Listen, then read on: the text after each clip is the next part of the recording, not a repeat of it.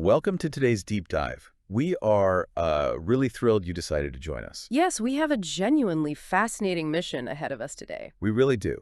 We are taking a pretty dense, highly respected academic textbook chapter, Chapter 16, Making Simple Decisions. right, from a seminal text on artificial intelligence. And we are extracting the absolute gold for you. And you really do not need a computer science degree to follow along with us today. Oh, absolutely not. Yeah. Because our mission is all about the math, the psychology, and the underlying algorithms behind how choices are made. Exactly. Whether you are a silicon-based machine processing lines of code or just a carbon-based human trying to figure out your life, the core question is the same. How do you decide what to do when the future is completely uncertain? It really is a remarkable piece of literature to analyze because it forces us to confront our own nature. It does, yeah. The material we are diving into today bridges the gap between cold, hard probability and the messy, highly subjective world of human desire. Which is something we all deal with every single day. We are going to connect the dots between the rigorous mathematical theories used to program intelligent agents and the everyday, sometimes deeply irrational decisions you make in your own life. And by understanding the formal constraints of rationality, we can actually see where human judgment tends to deviate. Right, and more importantly, we can explore why those deviations matter so much when we start asking machines to make decisions on our behalf. And we are going to learn some rather startling things about ourselves along the way. Some very uncomfortable truths. Yeah. For instance, we are going to explore why it is actually incredibly dangerous to refuse to put a dollar value on a human life. A concept that feels terribly wrong but plays out in public policy constantly. We will also look at the mathematical reason why the absolute best choice you make almost always ends up disappointing you. The math practically guarantees it. And perhaps most practically for your next night out, we will uncover exactly why that $200 bottle of wine on a restaurant menu is a psychological trap. Specifically designed to hack your decision-making software. So to really understand how those traps work, we have to start by understanding how a perfectly rational entity makes a choice. Yes, the foundation of this entire field relies on something called a decision-theoretic agent. Decision-theoretic agent. Right. And to appreciate what that is, we should contrast it with something far simpler. Which would be? A logical agent. Okay, let's unpack this. If I'm trying to picture a logical agent, what does that actually look like in practice? Well, think of a logical agent as an entity that sees the world in strictly binary terms. That's black and white. Entirely black and white. It has a goal. And it looks at the world and sees future states that are either good, meaning they achieve the goal, or bad, meaning they do not. So if you program a logical agent to drive to the grocery store, a good state is arriving at the store. And a bad state is literally anything else. But the real world, the world you and I actually live in, is just not that simple. Not at all. It is full of gray areas, competing priorities, and massive amounts of uncertainty. Which is precisely why logical agents fail in complex environments. Right, because they freeze up. Exactly. If the logical agent knows there is, say, a 1% chance of a fatal car crash on the way to the grocery store, it might just refuse to leave the driveway. Because a fatal crash is a bad state, and it cannot guarantee avoiding it. A decision-theoretic agent, on the other hand, uses a continuous measure of outcome quality. Okay, so a spectrum. Yes, it recognizes that outcomes aren't just good or bad, they exist on a spectrum of desirability. It combines probability theory. Which is what the agent believes about the world based on the evidence it has. Right, with utility theory. Which is what the agent actually wants. So it's merging beliefs with desires. Let's make this tangible for the listener. Sure. Think about getting ready for work in the morning. I look out the window and it's cloudy. A classic scenario. I have to decide, do I bring an umbrella? If I were a decision-theoretic agent, how would I process that? You would calculate something called the expected utility of your action. Expected utility. Let's break that down. In conversational terms, the expected utility of bringing the umbrella is the average desirability of all the possible things that could happen, weighted by how likely they are to happen. So you have a belief based on the weather forecast. Let's say there is a 70% chance of rain. And a 30% chance of no rain. Then you have your utility, which is how much you value the outcome. Right. So if it rains and I have my umbrella, I stay dry. I value that highly. Let's assign that a utility score of a positive 10. Okay, positive 10. But if it doesn't rain and I brought the umbrella, I'm lugging around this annoying stick all day for no reason. which is slightly annoying. Right, maybe a -2 utility. And then you do the math. You multiply the 70% chance of rain by the +10 utility of staying dry. Which it gives you a 7. Then you multiply the 30% chance of clear skies by the -2 utility of carrying the unnecessary umbrella.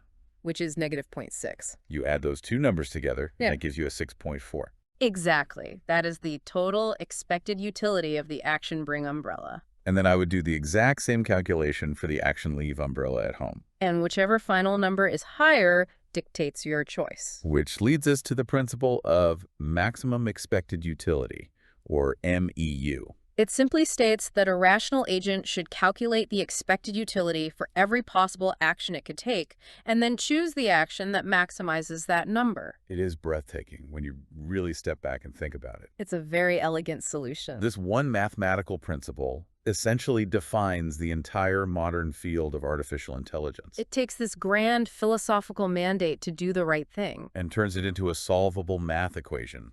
It does formalize the problem, though it certainly does not magically solve all the engineering challenges. Right, and AI still has to perceive the world, learn from its environment. And perform incredibly complex calculations and massive probabilistic networks just to estimate those baseline probabilities and utilities. But the philosophical shift here is profound. It is.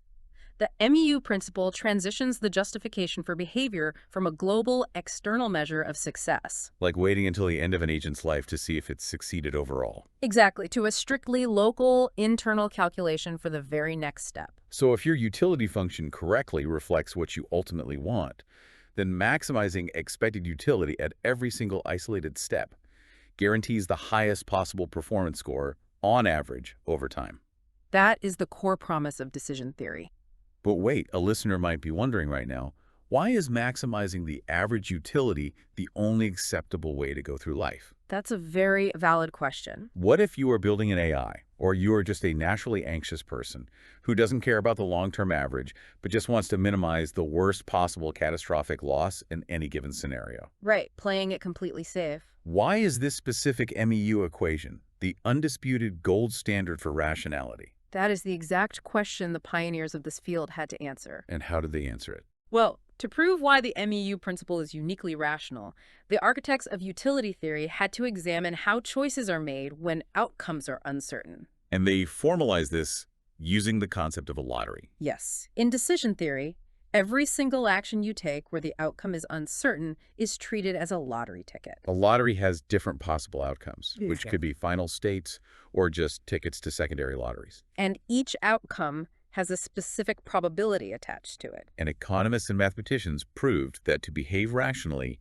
any set of preferences has to obey 6 foundational constraints. Which they call axioms. Okay, let's go through these. The 6 axioms are orderability, transitivity, continuity, substitutability, monotonicity, and decomposability. That's a mouthful. It is. Let's break them down. Orderability seems pretty straightforward. It just means you cannot refuse to decide. Given 2 lotteries, you either prefer one, you prefer the other, or you are entirely indifferent between the two. You can't just throw your hands up and opt out. Because opting out is mathematically impossible in the real world.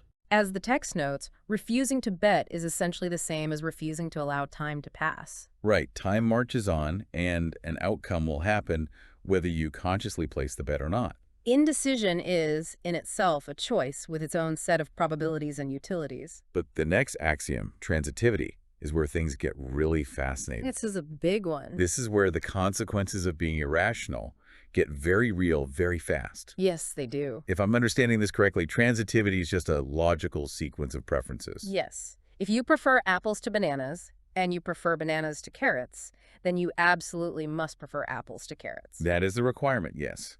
If you violate this rule, your preferences are non-transitive. Let's say you decide you prefer apples to bananas, and you prefer bananas to carrots. Okay. But then, bizarrely, you state that you prefer carrots to apples. So my preferences form a closed contradictory loop. Exactly. And the text uses this to introduce this incredible concept called the money pump. Oh, I love the money pump. Let's role play this for the listeners so they can really feel the trap. Let's do it. Let's say I have those exact looping preferences. Apples over bananas, bananas over carrots, carrots over apples. Okay. And let's say I currently hold the apple. You know my preferences. Yeah. How do you exploit me? Well, I would approach you holding a carrot. Right. I know you prefer carrots to apples.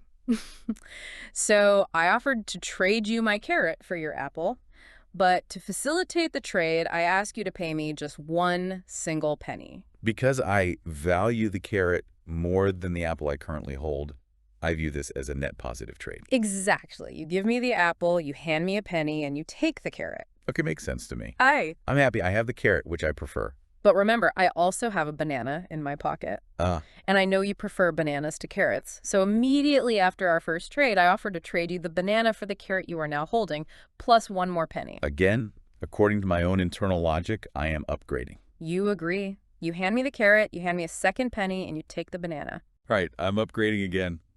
But wait, I prefer apples to bananas. And I have the apple you gave me in the first place. Exactly, so you make the final offer. I offer to trade you the apple for your banana, plus a third penny. And I happily accept the upgrade. I take the apple, I give you the banana, and I hand over a third penny. And you are now standing there holding the exact same apple you started with. I am in the exact same state I was 3 minutes ago, except I am 3 cents poorer.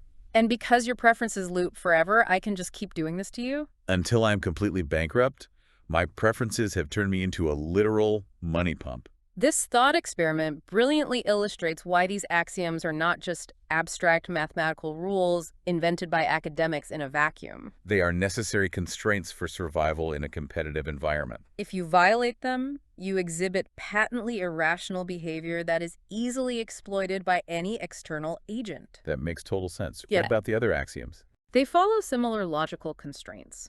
Continuity states that if a middle-tier prize is somewhere between the best prize and the worst prize in your preferences. There's some exact probability where you'd be totally indifferent between getting that middle prize for sure or taking a gamble between the best and worst prizes. Substitutability means if you are indifferent between two things, say a red apple and a green apple, you remain indifferent if they're swapped into identical larger lotteries. Right, and monotonicity says if you have two lotteries with the exact same possible outcomes and you prefer outcome A over outcome B, you must prefer the lottery that gives you the higher probability of getting A. That one just sounds like common sense. If I want to win $1 million rather than $0, I should prefer the lottery ticket that gives me a 10% chance of winning over the one that gives me a 5% chance. Common sense formalized into math, yes. And finally, decomposability, Often called the no fun in gambling rule. which means It says that compound lotteries can be mathematically compressed into simpler ones based strictly on the laws of probability. so for a completely rational agent, there is no inherent thrill or utility in the act of gambling itself. Right, flipping a coin, and if it's heads, flipping it again to win a prize, is evaluated exactly the same as a single lottery with a 25% chance of winning. And all of this builds to a bombshell mathematical theorem proved by von Neumann and Morgenstern. A truly foundational piece of work. The theorem states that if your preferences obey these 6 axioms, a utility function absolutely exists for you. You might not know what it is. You certainly are not calculating complex decimal probabilities in your head when you decide what to order for lunch. But your behavior can be perfectly described mathematically. An observer could literally just watch your choices over time and construct the exact utility function you are implicitly trying to maximize. Which really challenges the listener to ask themselves, are your preferences actually transitive? Or could a clever marketer turn you into a money pump without you ever realizing it? It is a profound realization. It means that rationality is not necessarily about conscious calculation.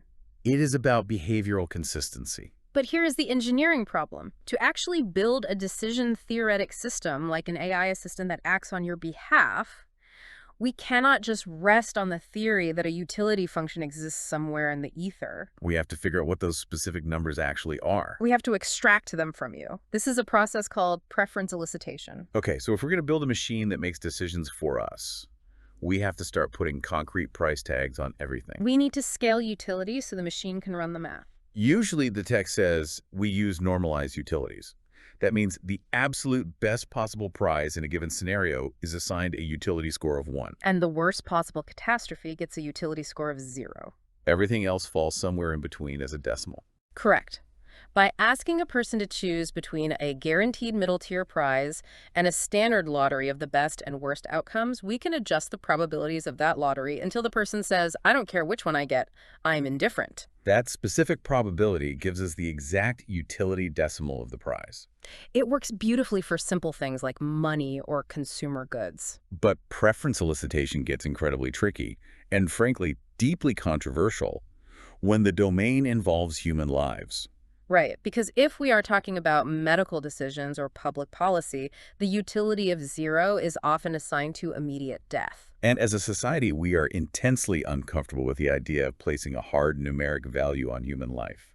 It feels dystopian. It does feel that way to our human sensibility. However, the text points out a harsh reality. Even if we refuse to explicitly state a number, our everyday choices force trade-offs that implicitly create one anyway. For example, commercial airplanes are not completely overhauled after every single flight. If human life were truly treated as having infinite value, they would be. But they are overhauled on a schedule that trades the financial cost of maintenance against a statistically acceptable level of risk. Car manufacturers choose design features that balance affordability with accident survival rates.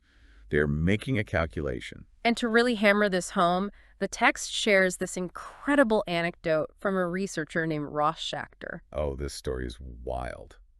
Let's talk about the asbestos paradox. Yes, Schachter was dealing with a government agency that was trying to decide whether they should remove asbestos from public schools. And the decision analysts doing the study had to run the numbers to figure out the expected utility.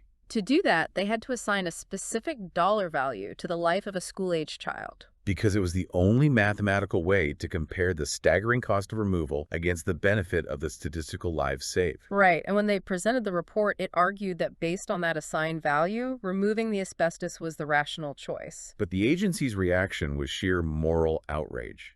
The agency was furious. They asked how anyone could dare put a price tag on a child's life. They viewed it as abhorrent and rejected the report entirely. Now, as an observer, we can understand that moral outrage. It is a deeply human, valid, emotional response to a cold calculation. But we have to look objectively at what happened next. Right, the paradox. What happened next is mind-bending. After rejecting the report out of moral outrage, the agency ultimately decided against funding the asbestos removal. Exactly. By refusing to spend the budgeted money to remove the hazard, the agency implicitly assigned an even lower monetary value to the lives of those children than the analysts did. The analyst said a life is worth X dollars, therefore spend the money. The agency said life is priceless, we refuse your math, but we won't spend the money. Refusing to put a monetary value on life does not actually protect life. Paradoxically, it means life is very often undervalued when the rubber meets the road in public policy. If you refuse to state a value, you cannot mathematically justify the cost of safety measures in a world of finite resources. That is just such an aha moment.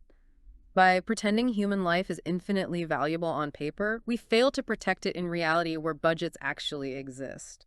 So, researchers who understand this have tried to figure out what people actually value their own lives at, based on behavior, not words. And they use a fascinating metric called the micromort. A micromort is defined as a 1 in a million chance of death. If you ask a random person on the street, how much would you pay to avoid playing Russian roulette with a million-chamber revolver?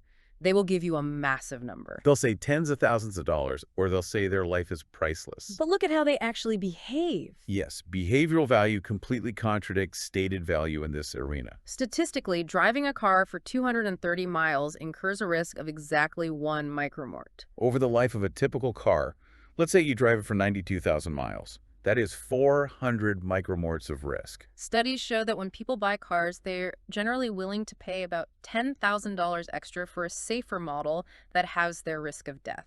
When you run the expected utility math on that consumer behavior, people are acting as though a single micromort is worth about $50.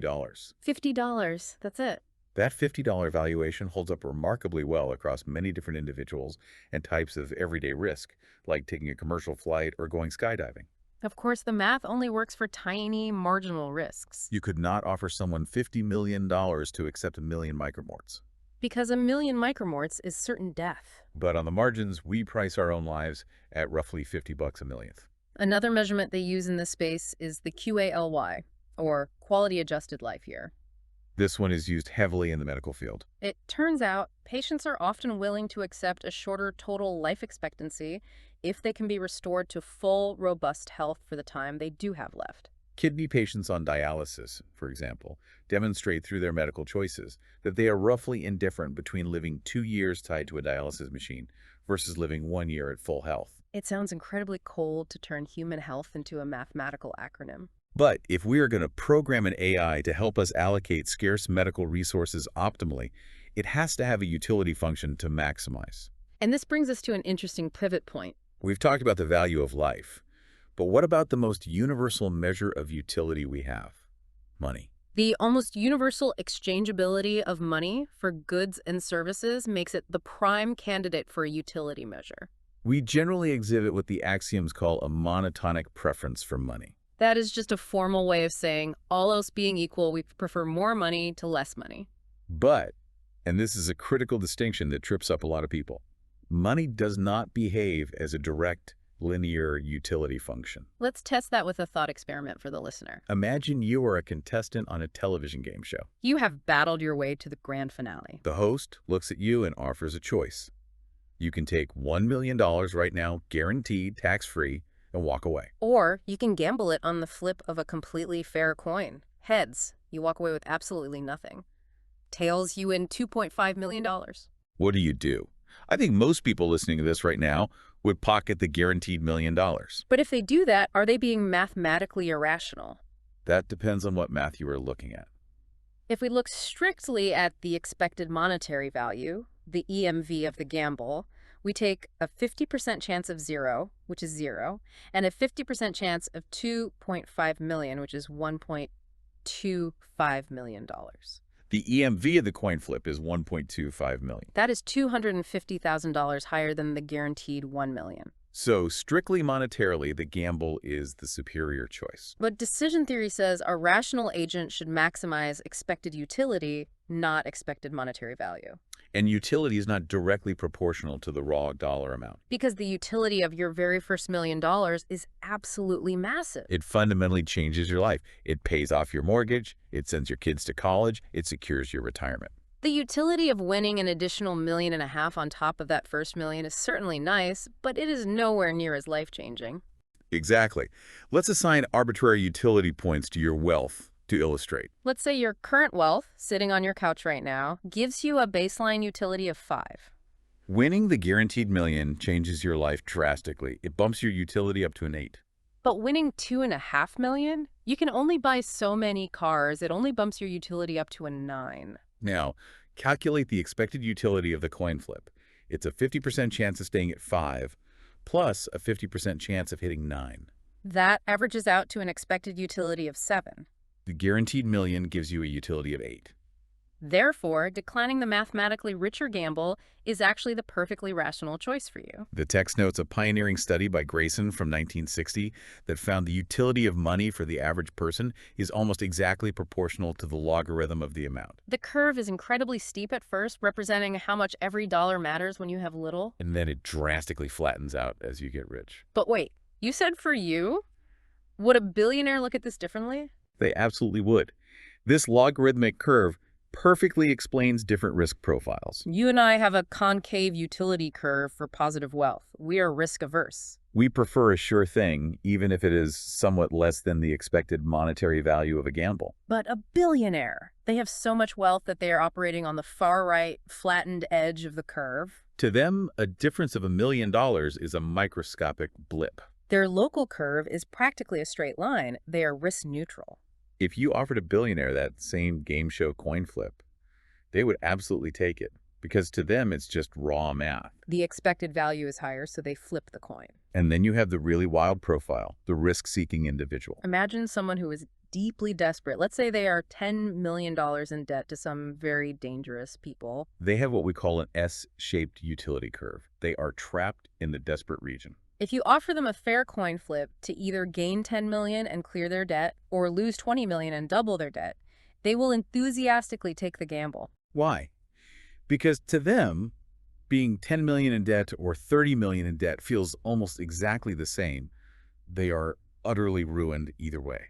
The utility of those two states is essentially flat. But the chance to get back to zero has immense life-saving utility. They are actively risk-seeking because of their specific circumstances. And understanding these contrasting risk profiles is the fundamental reason the entire global insurance industry exists.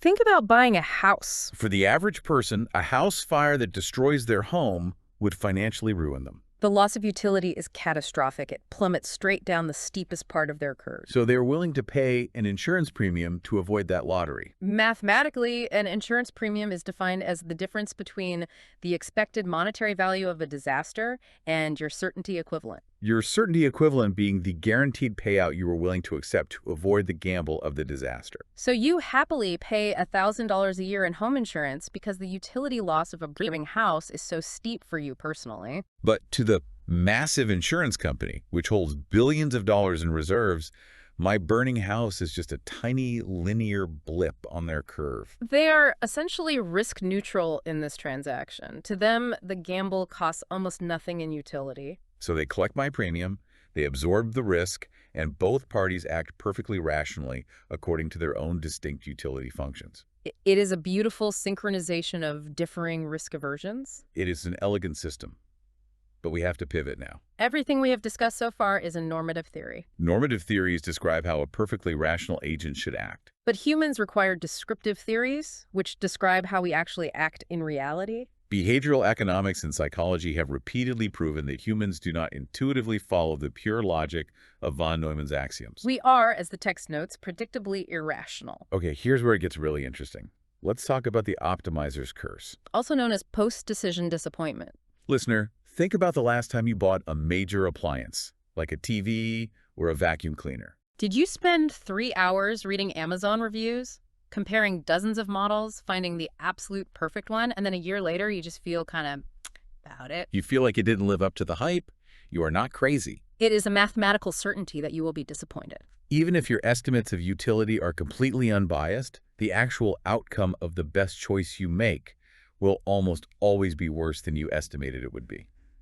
To understand why this curse exists, we have to look at variance and estimation error. Imagine you are choosing from 100 different options. 100 different vacuum cleaners. Unbeknownst to you, they are all exactly the same quality. They all have a true objective value of 0. However, your human ability to estimate value is imperfect. You estimate some at -2, some at 0, and some at +2. Because you are a rational optimizer, you naturally select the action with the highest estimated utility. You buy the vacuum you rated at a +2. But remember, the true value of all of them is 0. You only thought it was a 2 because of a wildly optimistic estimation error on your part. Right. When you have a huge number of choices, the one option that bubbles up to the very top as the absolute best is almost certainly the one where your internal math was the most optimistically wrong.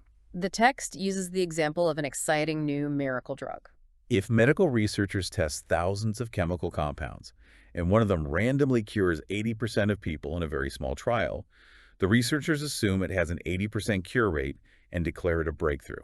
But it was likely just a statistical outlier that got selected from thousands of failures. The optimizer's curse afflicts everyone, from you picking a mutual fund to statisticians to medical researchers. You must always expect the best option to underperform its own hype, purely because of the math of selection. And beyond the optimizer's curse, humans suffer from several predictable paradoxes in judgment. The most famous is the Allais paradox, which highlights the certainty effect.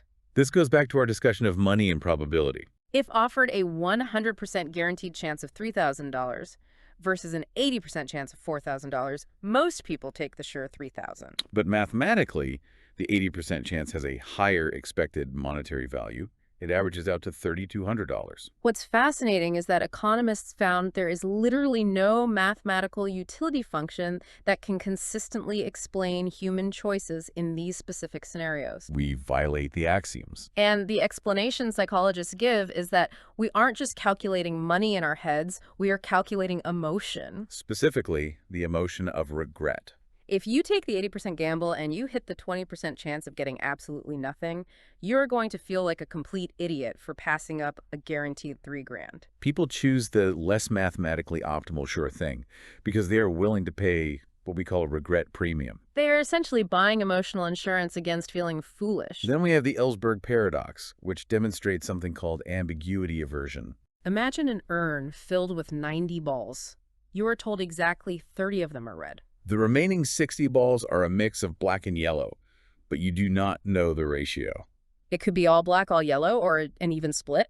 If asked to bet on drawing a red ball versus drawing a black ball, people overwhelmingly prefer betting on red.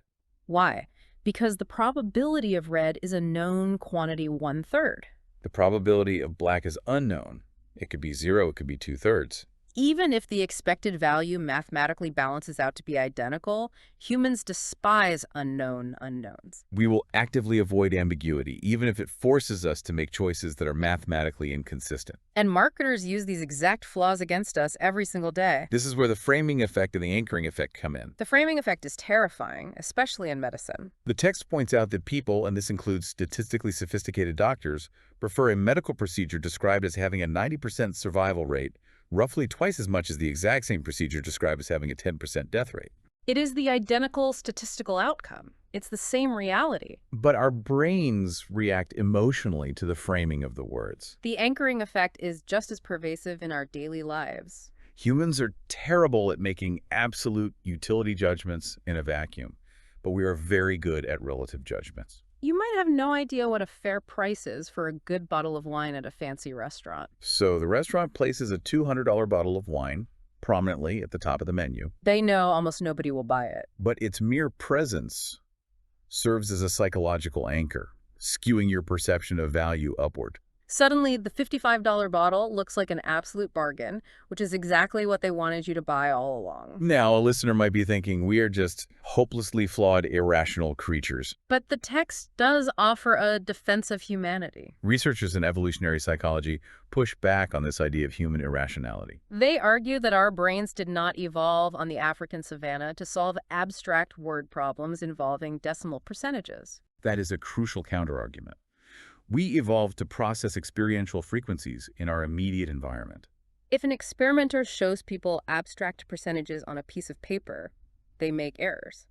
But if you pose the exact same problem using visual representations, like showing an animation of 100 stick figures undergoing an operation, where 90 walk away and 10 disappear, human behavior shifts dramatically closer to perfect mathematical rationality. We are rational machines. We just require our data inputs to match the format. Our neural hardware was optimized for over millions of years of evolution. Which is a perfect pivot, because we've been talking about simple decisions with one variable, usually money or survival. But real life requires multi-attribute decisions. You are rarely comparing apples to apples. You are comparing apples to oranges, or more accurately, you are comparing different airport locations. The text dives into multi-attribute utility theory, or MAUT, by looking at the incredibly complex decision of where a city should build a new airport. You have to balance multiple competing attributes. You have the cost of the land and construction, the noise pollution for the local residents, and the safety, which is tragically but necessarily measured in potential fatal accidents. How on earth does a machine balance those? When dealing with multiple competing attributes, the goal of decision analysis is to find ways to simplify the decision before you have to run an exhaustive, computationally crushing calculation. The easiest simplification is called strict dominance. If you're looking at Site A, and Site A is cheaper to build, generates less noise, and has a better safety record than Site B, then Site A strictly dominates Site B. You don't even need to figure out your complex utility trade-offs. You simply cross Site B off the list forever. It is an easy win. But in the real world, strict dominance is rare. There is always a trade-off. Site A is usually cheaper but noisier. And worse, there's uncertainty. I never know exactly what an airport will cost. Site A might cost anywhere from $2 billion to $4 billion, depending on construction delays. Site B might cost anywhere from $3 billion to $5 billion. How can a machine cross an option off the list if the numbers are totally uncertain? That requires stochastic dominance. Stochastic dominance handles the messy reality of uncertainty by looking at probability distributions.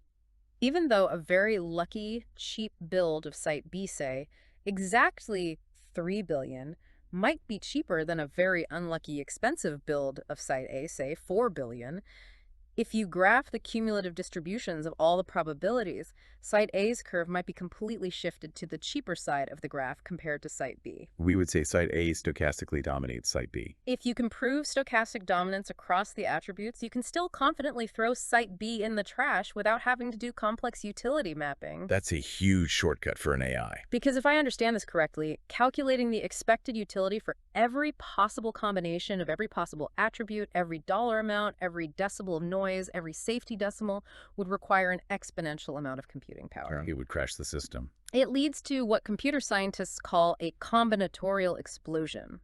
It is often intractable for a machine to calculate. So knowledge engineers look for another shortcut called preference independence. Okay, preference independence. Let me make sure I have this straight. Let's go back to the airport.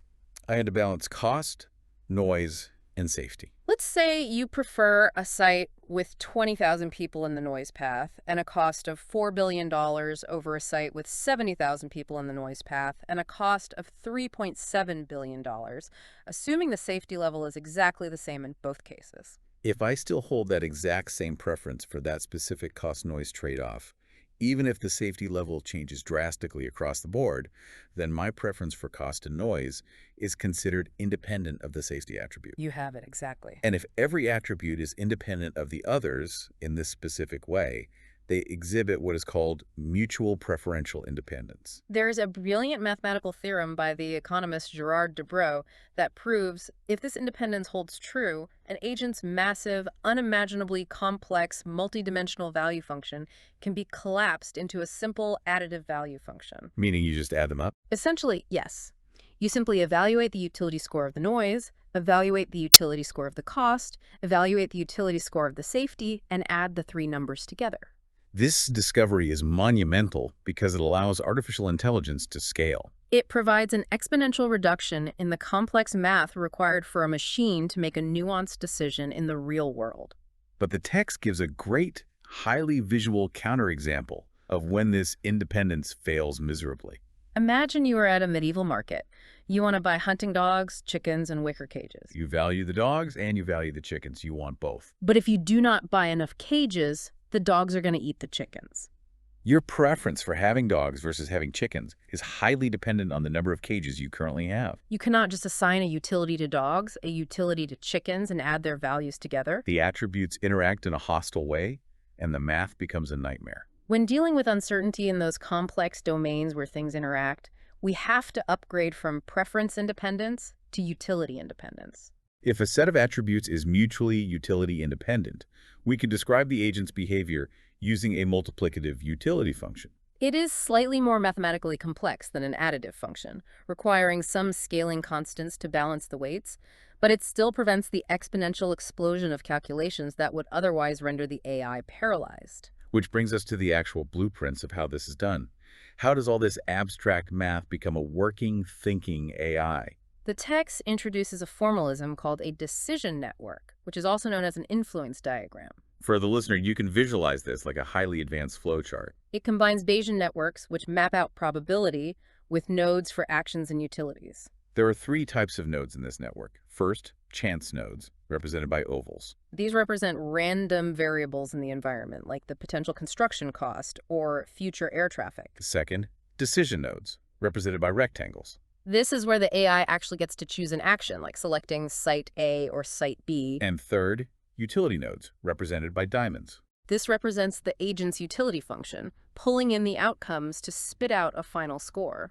In many modern applications, we simplify this network into an action utility function, also known in reinforcement learning as a Q function. Instead of mapping every single future chance state out to infinity, the utility node just connects directly to the current state and the decision node. It represents the expected utility associated directly with taking that action right now. It is essentially a compiled, highly efficient version of the decision model. But discussing how an AI acts brings up a crucial step that must happen before the action is ever taken: gathering evidence. Ah, yes, information value theory. Because, as the text states, one of the most important parts of decision-making is knowing what questions to ask first. Information is rarely free. It costs time, it costs money, and in medical scenarios, running a test can cost a patient blood or dangerous radiation exposure. So if you are a machine, how do you mathematically decide if a piece of information is actually worth acquiring before you act? You calculate the value of perfect information, or VPI. The premise of VPI is incredibly elegant. The value of a given piece of information is defined strictly as the difference in expected utility between your best action before you had the information and your best action after you get the information. Let's use the text's example of the oil company to make this concrete, and let's put real numbers on it for the listener. Imagine an oil company wants to buy ocean drilling rights. There are 10 blocks of ocean for sale. Only one block has oil, and that oil is worth $100 million. The other 9 blocks are worthless. The asking price for any single block is exactly $10 million.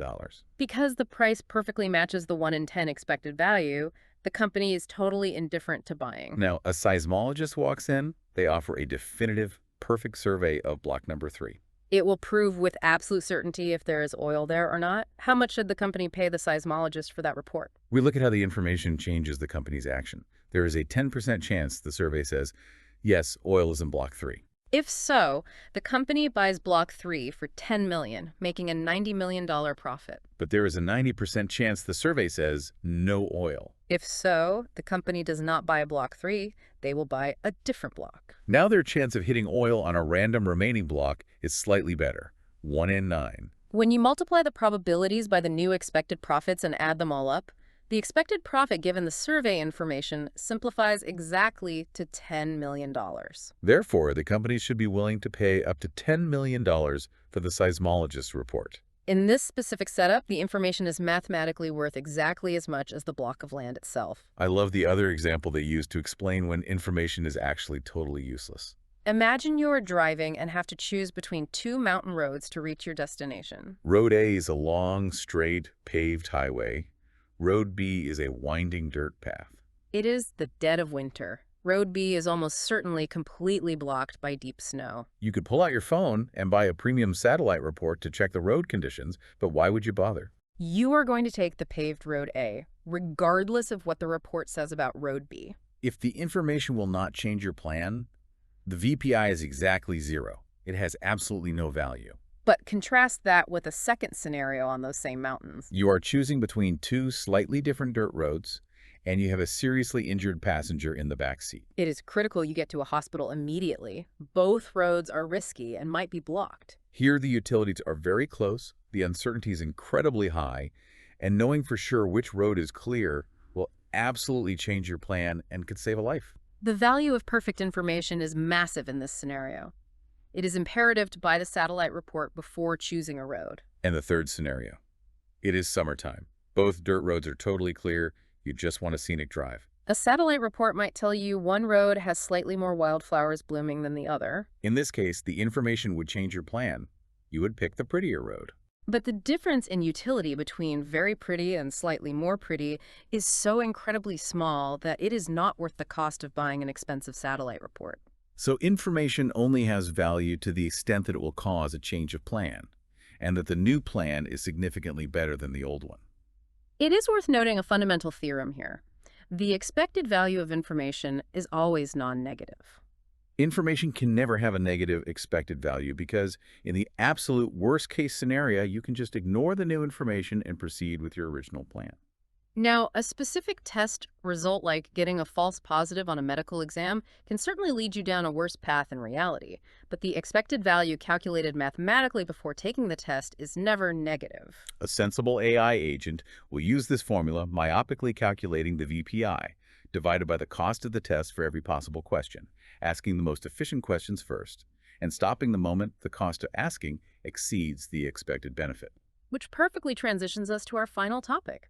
How is all of this abstract math applied in the actual world right now, where lives are on the line? The text delves into decision analysis and decision theoretic expert systems. Early AI systems back in the day were mostly just glorified encyclopedias. They answered questions based on facts. But modern AI is designed to recommend actions based on probabilities, outcomes, and human preferences. And implementing utility theory solves a massive, incredibly dangerous flaw in those early diagnostic systems. Confusing the likelihood of an event with the importance of an event. Imagine a patient walks into a clinic with a persistent cough. Statistically, the most likely diagnosis is a common cold. The second most likely is allergies. The third might be early-stage lung cancer. Early logical AI, asked to rank diagnoses, would just look at the probabilities and say, it's a cold because the probability is 98%. It would recommend cough syrup. Which is terrifying. You cannot just play the raw odds when human lives are on the line. The utility gained by correctly treating a cold is very small. But the negative utility of missing a lung cancer diagnosis is catastrophic. A modern decision-theoretic expert system combines the probability with the utility. It recognizes that because the negative utility of cancer is a zero death is an unacceptable outcome, the expected utility of ordering a chest X-ray is incredibly high, even if the likelihood of actually finding cancer is very, very low. The AI prioritizes the diagnostic test because of the value of the information relative to the extreme stakes involved.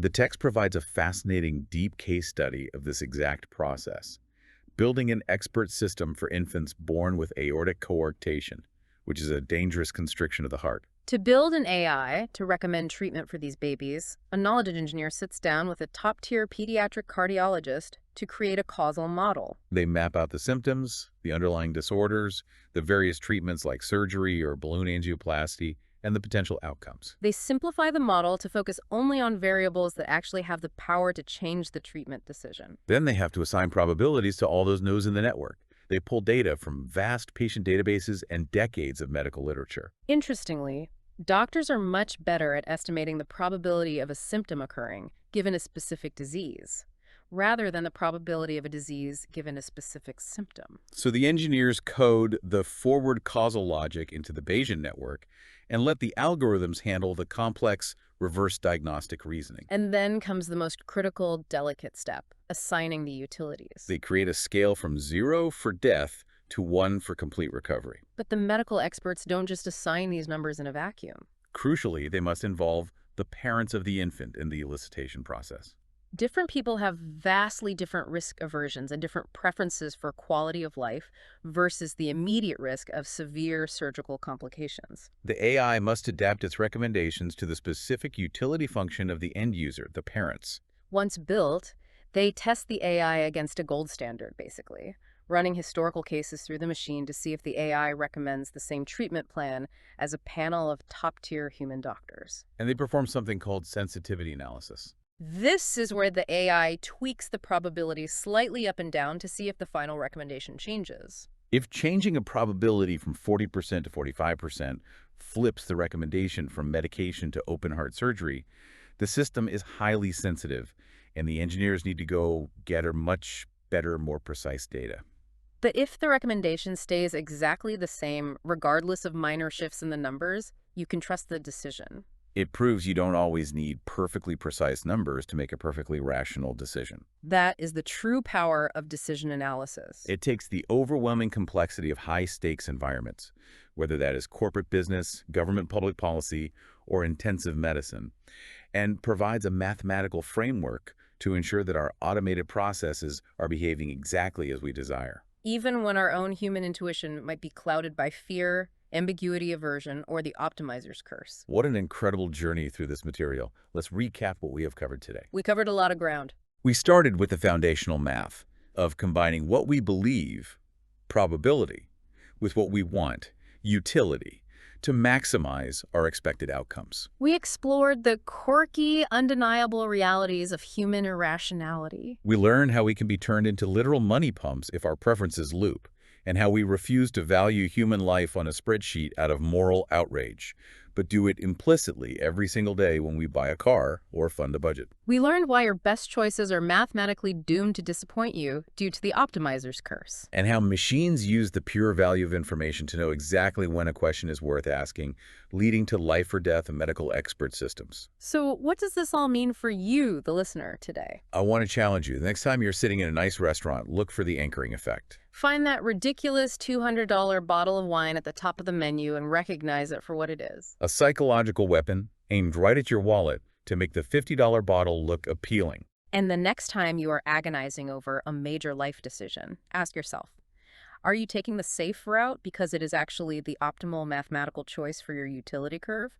Or are you just paying an invisible emotional premium to avoid the feeling of regret? And I will leave you with a final thought to mull over, one that extends slightly beyond the strict equations we discussed today. We have spent this deep dive establishing that human beings are, by our very nature, predictably irrational. We suffer from ambiguity aversion, framing effects, and the certainty effect. Yet the entire goal of preference elicitation in modern artificial intelligence is to observe our behavior and perfectly learn our utility functions so machines can act on our behalf. If we successfully program the next generation of artificial superintelligence to perfectly replicate our implicit preferences, will those machines act with cold, optimal rationality? Or, by perfectly mirroring our complex utility functions, will we accidentally program them to perfectly replicate our most irrational human flaws? That is a haunting and genuinely fascinating thought to end on.